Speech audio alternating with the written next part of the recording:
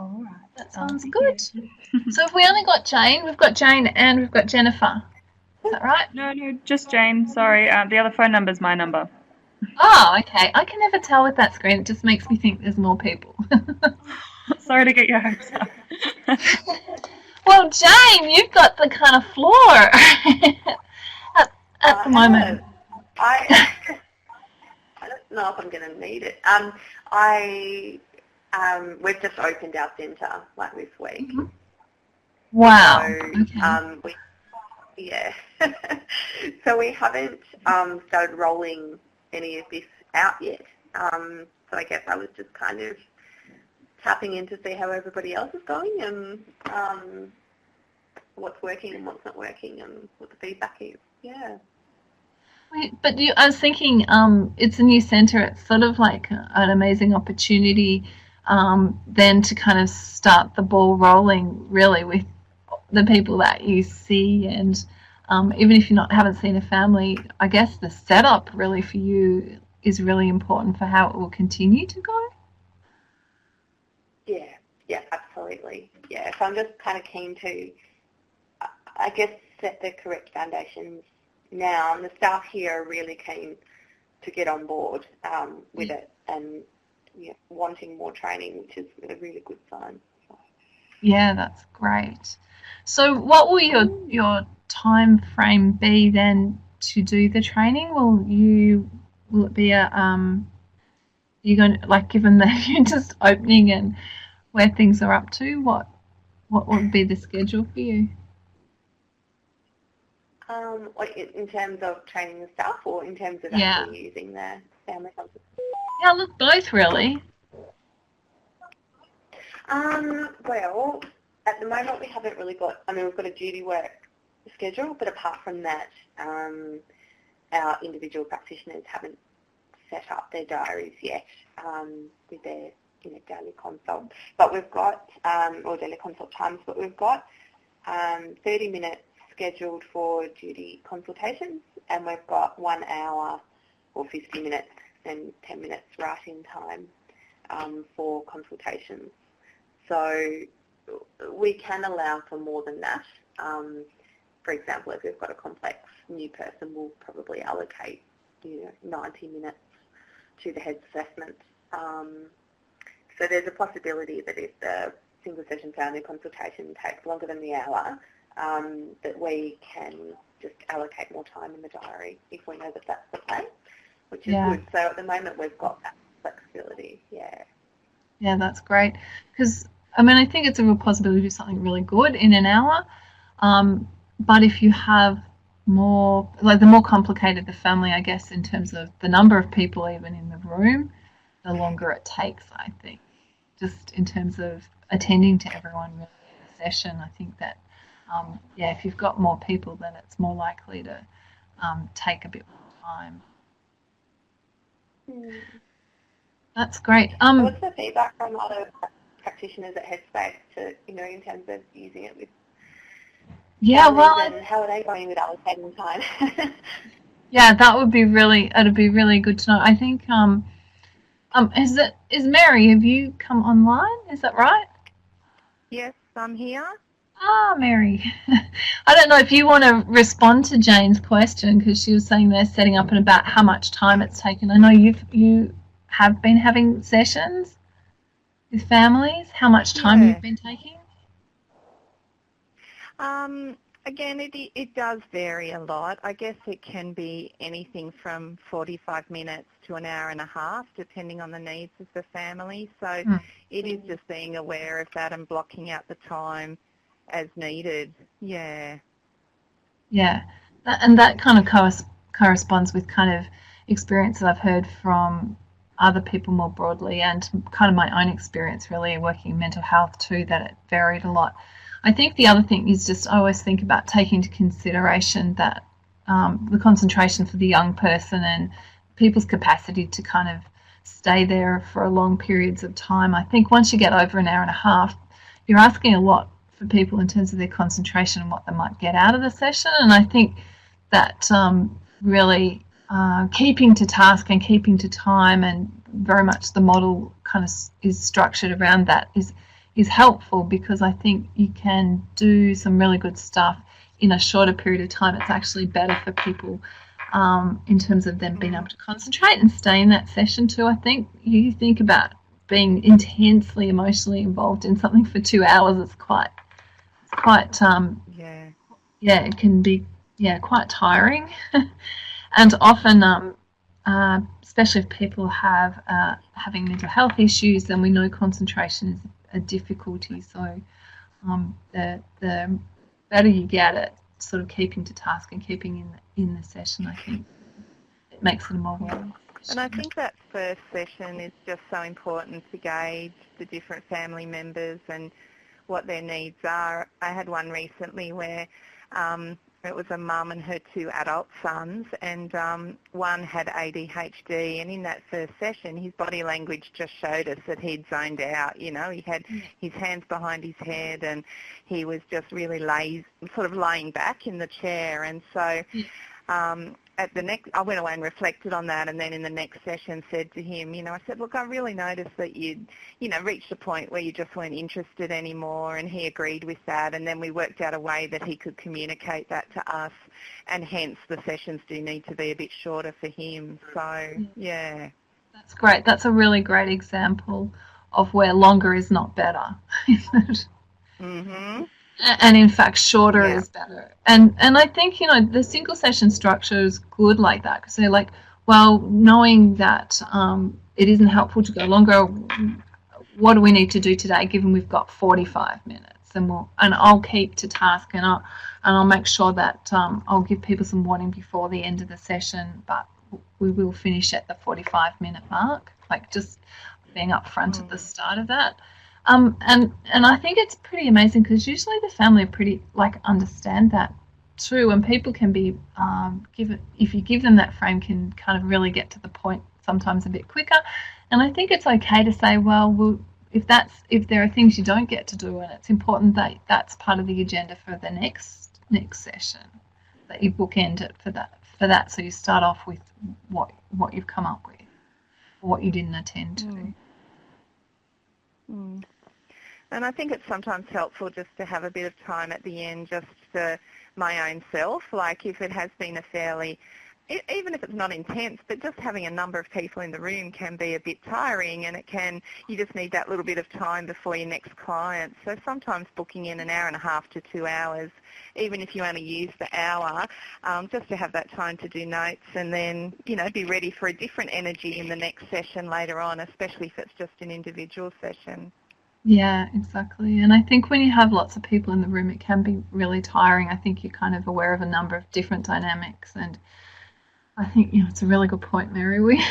We talk about what might be helpful in session for the family and their attention, but also for us as well. And that usually, there's another kind of appointment straight after. So, to give yourself some time. And I think it's really good to do that, because you don't want to bring things from one session into the next kind of family too. I think just helps kind of ground you. I think it's a really good point. So I'm wondering, Mary, is there something that, in terms of today, you might find helpful? Jane was saying that they've just started, and she just really wanted to know about the time frames. And I don't know, Jane, is there anything else you wanted to kind of talk about or add today? Hi. Not particularly. I guess because we're new and getting things up and running, it's more just to develop an impression of the time frames, but so I can allocate myself appropriately, but also just getting a sense of what's working and what's not working for different headspace centres, so that we're not, I guess, we're avoiding mistakes if we can, and Yes, well, and I think that's the beauty of you coming in on it now, is that you can get that sort of information.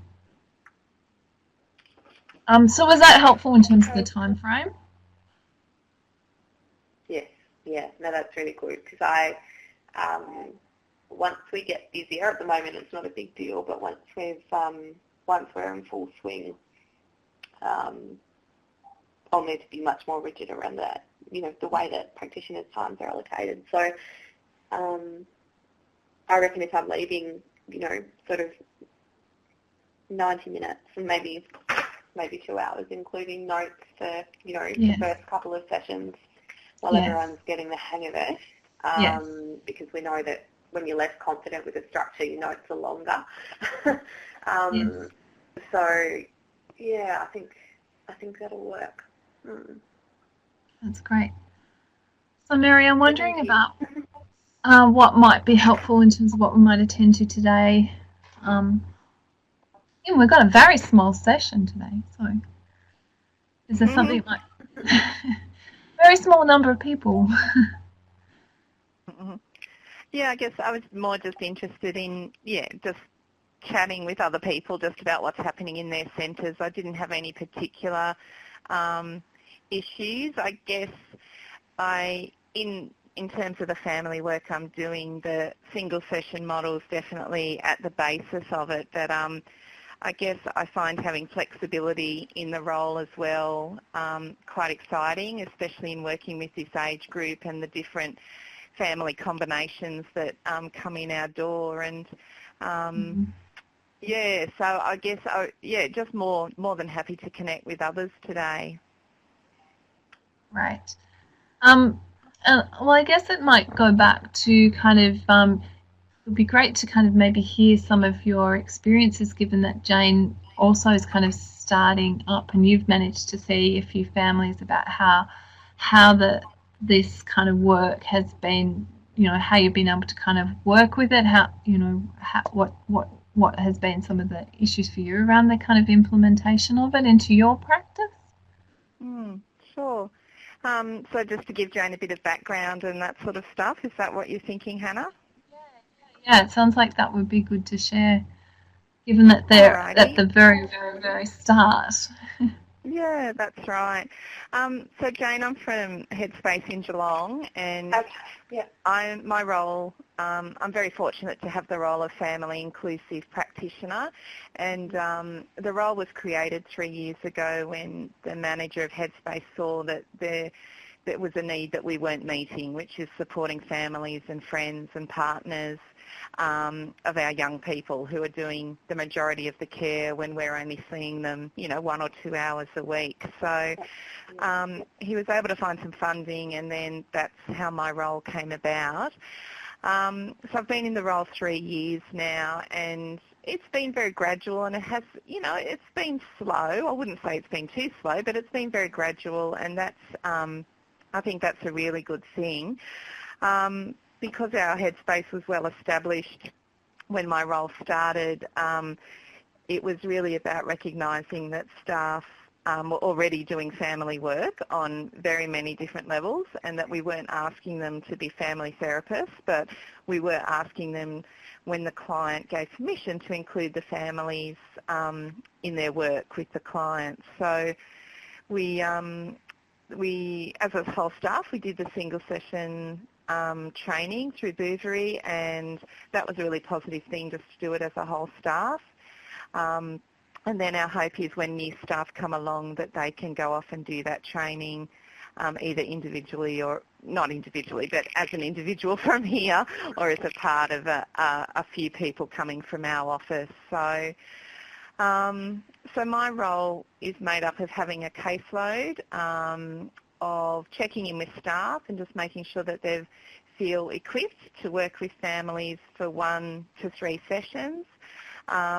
Another part of my role is just being able to liaise with other services in Geelong and in the area who also work with families. So in terms of caseload with our intake workers, if a young person comes in and one of their main concerns is family issues, they'll often be referred straight to me.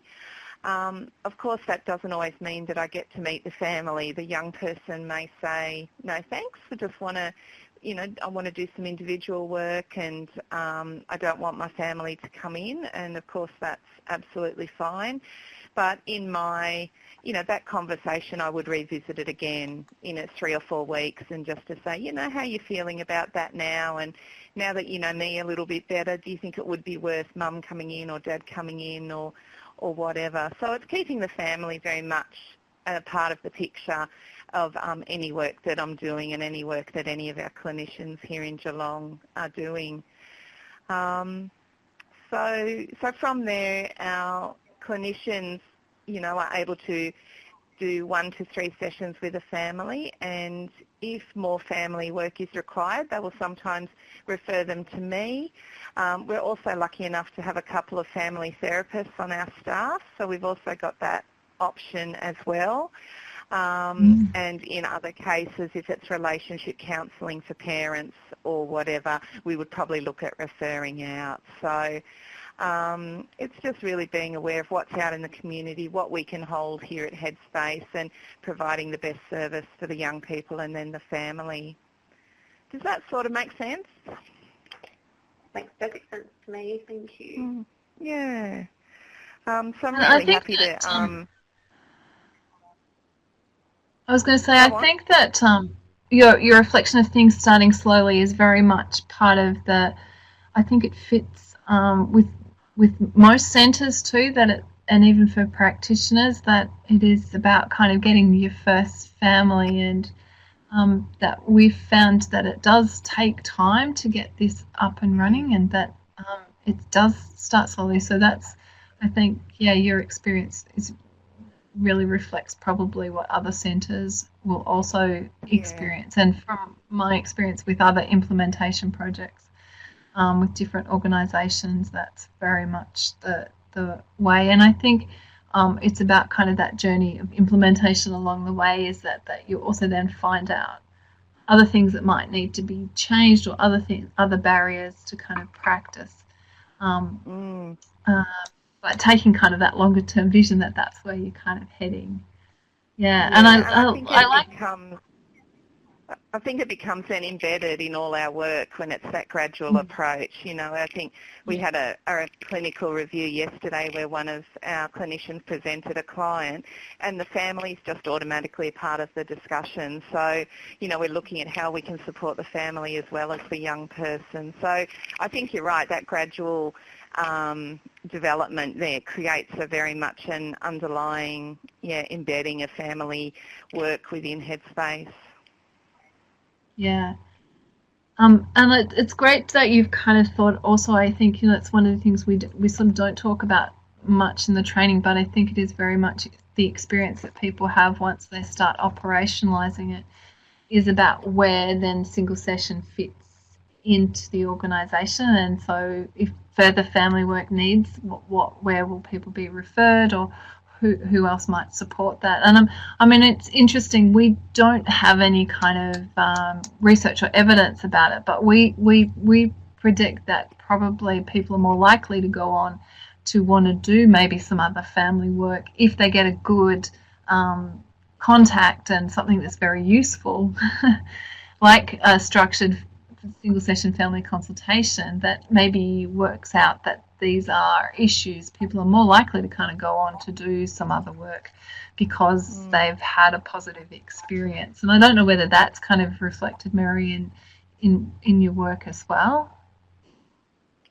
Yeah, I think it is. And I think, again, I alluded to that flexibility earlier on when we were talking. I think this one family I mentioned earlier with the mother and the 2 adult sons, every family session is different with them. We have then, in the next session, one of the sons brought his partner and his 2-year-old, and it was just like, it was total chaos, but it was good chaos because this is family, and I was just worried about the 2-year-old hitting his head on the corner of something, but anyway. But there was nappies being changed. It was, it was really one of those sort of sessions. But to be able to, hold that within Headspace and for them to feel welcome and a part of that was really good.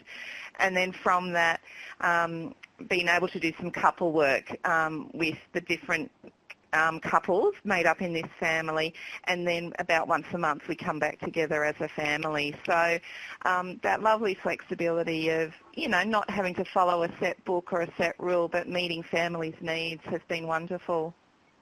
Yeah, that's great. That really speaks to flexibility, doesn't it? Because I guess there are different constellations within the family, and depending on what people might find helpful in terms of what they might want to work on. It's such an important thing, isn't it, to kind of explore the young person and the family who comes and who's going to be in the room. And I think it speaks to some pretty good implementation if they're feeling that confident that different constellations will come in, that you're working that really well. I think it's a really lovely reflection of maybe what you've done with the practice there. I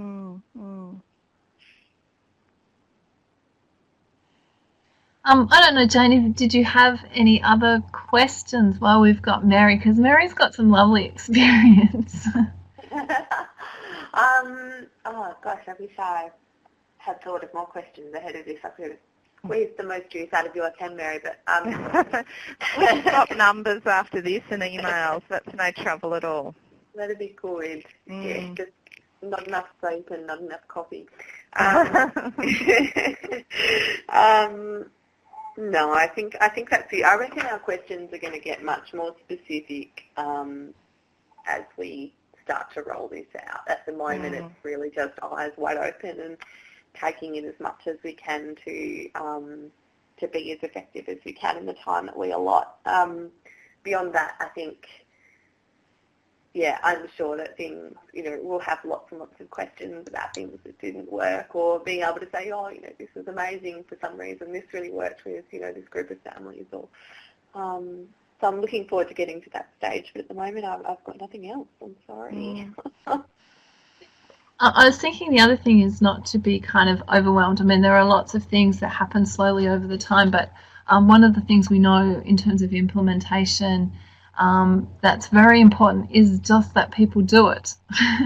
That once people are trained, it's really important for them to just have a family and to do the practice. That sometimes we get involved in developing policies and brochures and all these things, and then no one's actually doing the work. So those other things kind of happen over time, the implementation into clinical review, all those things will happen, but you have to see families first.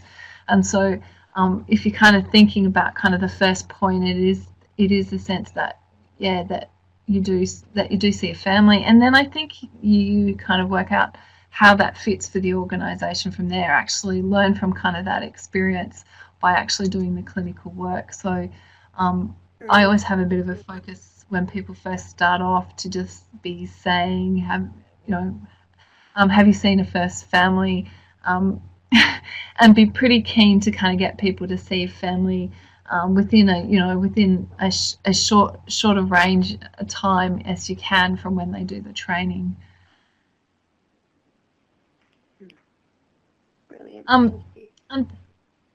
I'm thinking for you, Mary, today in terms of kind of making it helpful. I mean, I think it is a nice reflection of your experience, and in fact, that you've been doing this for a while and probably longer than other people in the project. I don't know if there's anything else that you might find helpful in terms of what we've talked about today.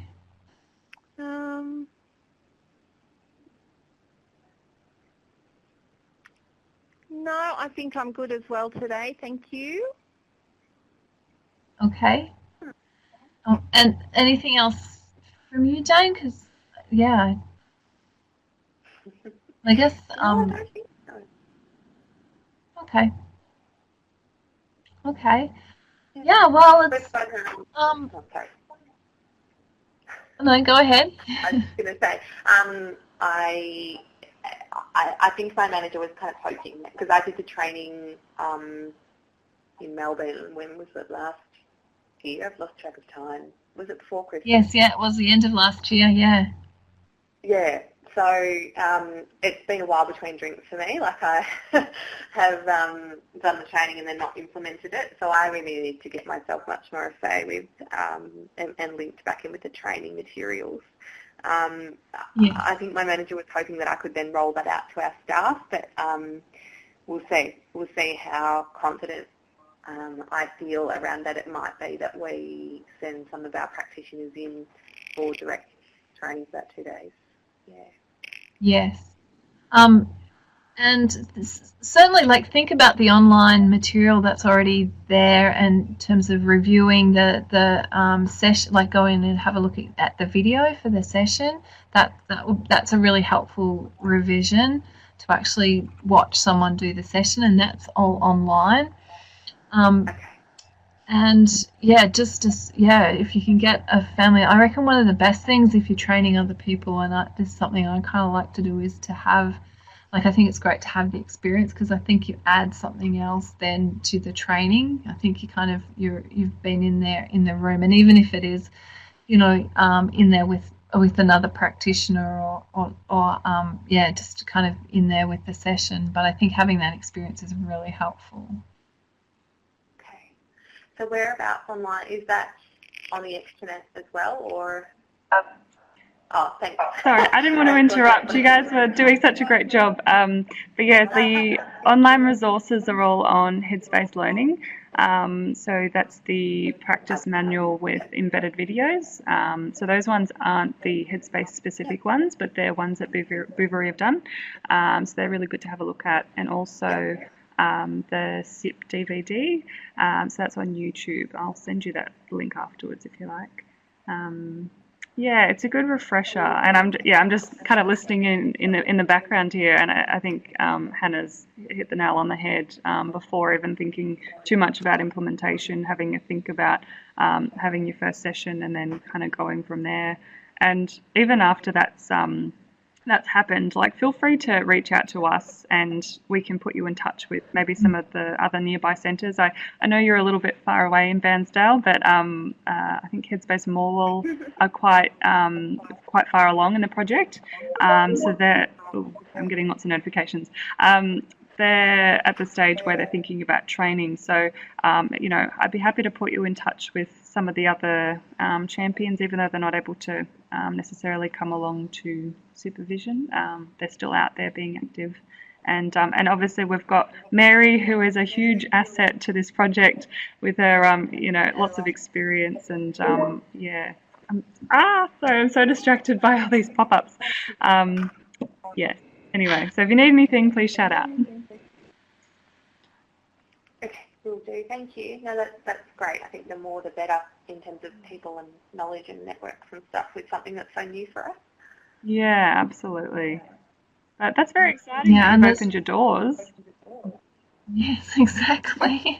Yeah, I know. It's been like a long, slow birth, but yeah, no, we're doors open, seeing clients, and we're hoping that we'll be able to announce our official launch soon. So, yeah. Very exciting. It's such a great thing, because people often, when practices have happened in organisations for a long time, it's harder to change the practice, whereas I think sometimes we always kind of all think, oh, imagine if we just opened new and we started from the start, what we could do. So you've got this great opportunity. So true. Yeah, I'm keen to get it, well, I wouldn't say get it right from the start, but Yeah, no, and I hear what you're saying. There's no point reinventing the wheel if there's people that are out there who've sort of done it, been there, done that. So yeah, hopefully we can connect you up with all of those people. Great. Cool. Okay, I guess will we finish up? There's no other kind of issues. We can go and have the lunch. Yeah, sounds delicious. It's Mary again. I just wanted to let you know I'm an apology for the next session, so I've got something else on. So I'll just give my apologies now, but I'm around after that. No worries. Thank you for that, Mary. Lovely. Yeah, thank you for all that today too, Mary. It's been great to have all that experience. Oh, that's my pleasure. And we haven't got it all right over here, but yeah, we've been doing it a bit longer, so very happy to share what we're doing. Yeah. So call anytime, Jane. Okay, I'm just cutting and pasting your details like that. Out of that screen. All right. Well, thanks heaps, everyone, and we'll be in touch. Sounds good. Okay, thanks, Mary. Thanks, Jane. Bye. See ya. Thank you. Bye. Thanks, Hannah. Well, sure I'll chat to you again very shortly. We haven't got one for a couple of weeks, do we? No, I don't remember when the next one is. I think it's a few weeks. Actually, is it quite a way off? I feel like it might be in May. Oh no, actually we've got one at the end of April because They've got April, yeah, and May. 27th. So yeah, I suppose we'll chat again in April. And please send me puppy photos. Okay, I will send you puppy photos. I'm just like, everyone that comes to my office has to see a puppy photo. Love that. Oh, that's awesome. Oh, well, enjoy the rest of your day. Enjoy your lunch. Yes, you too. Thank you. See you later. Bye. Bye.